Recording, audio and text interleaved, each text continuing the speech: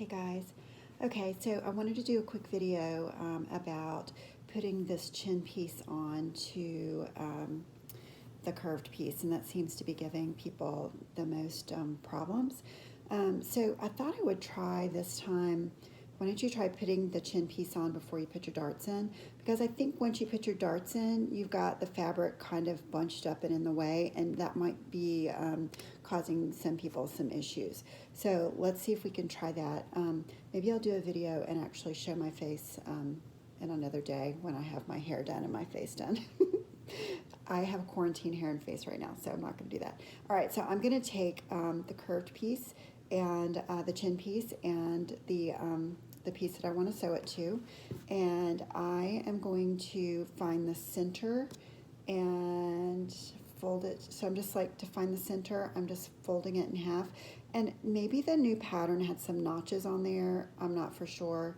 I briefly looked at it to make sure I was doing it correctly, but this was cut out of the old pattern. So anyway, so I find the center, and then I find the center the same way on the curved piece. I'm going to pin these together, right sides together, facing each other, after I find the center to each one. And I do that just to make sure that I'm getting this in the right place. So center to center, the top of the chin piece to the dip in the little, whatever you want to call it, I don't know. And then I put a pin right there, and I try to pin it kind of straight, just like that. Okay, so I've pinned it right there, right? And then what I'm gonna do is, let's see if you guys are gonna be able to see. Get my pins out here. People that sew all the time probably don't have to put a pin in here, but if you don't sew all the time, it is easier to pin it. So you're going to be matching the curve to the chin piece to the scoop out curve of the face mask piece, okay? And if you just go a little bit at a time and just work these together, and you're just going to put a pin like every 3/4 of an inch or so, like that. And this is going to be a 3/8 inch seam allowance, okay? So I go just all the way down the side like this, and I'm just working it down, just like this. And then as I go around to the next pin, you can see I'm just like moving that fabric over to get it to match. And I'm so glad my video has helped somebody, because I felt like last night, like, who am I to do this video? But I know that, you know, a lot of people are trying to sew that haven't sewn for a long time. And so I'm a visual person. I like to see somebody do it. So see how I did that side? I'm going to do the exact thing on this side. So you're just going to kind of bend it and work it in. So bend it and try to get it as straight as you can. And then get your pin in there. And it's just this technique of moving the fabrics to meet each other. It's far different than laying two pieces of fabric together that match and pinning them together. And what you're going to end up with is on the back, see how you have like those little kind of that gathered up, bunched up fabric? That's because you're making this fabric piece fit when it doesn't naturally fit. You're forcing that fit. And that's what gives the scoop out for the chin to fit right. So I'm just going to go all the way around, and then I'm going to sew it at 3/8 of an inch seam allowance. And if anybody's watching this, I don't know if you saw any of my comments on any of the other posts, but my sewing machine right here is I said it was 30 years old, but it's actually 31 years old. And my dad bought it for me, my parents bought it for me at Walmart 31 years ago. And that is what I have used ever since.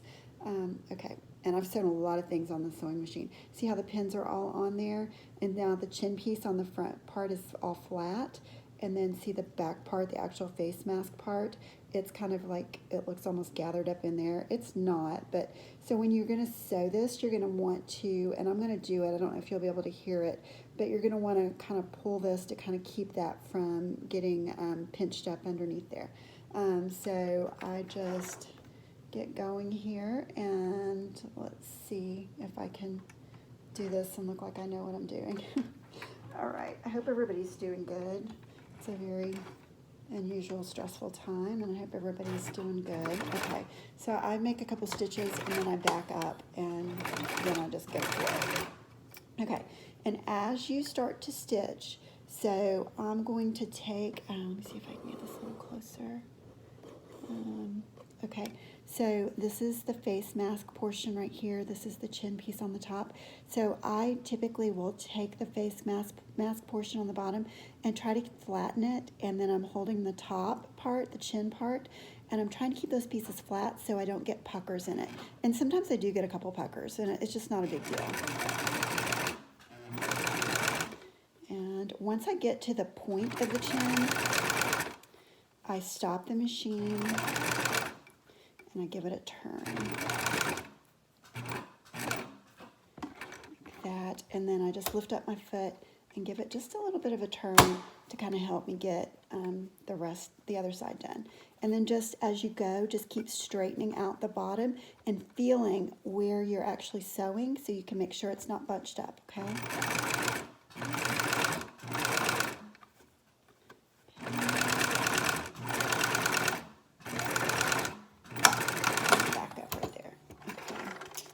And you can sew right over those pins, or you can take the pins out as you go.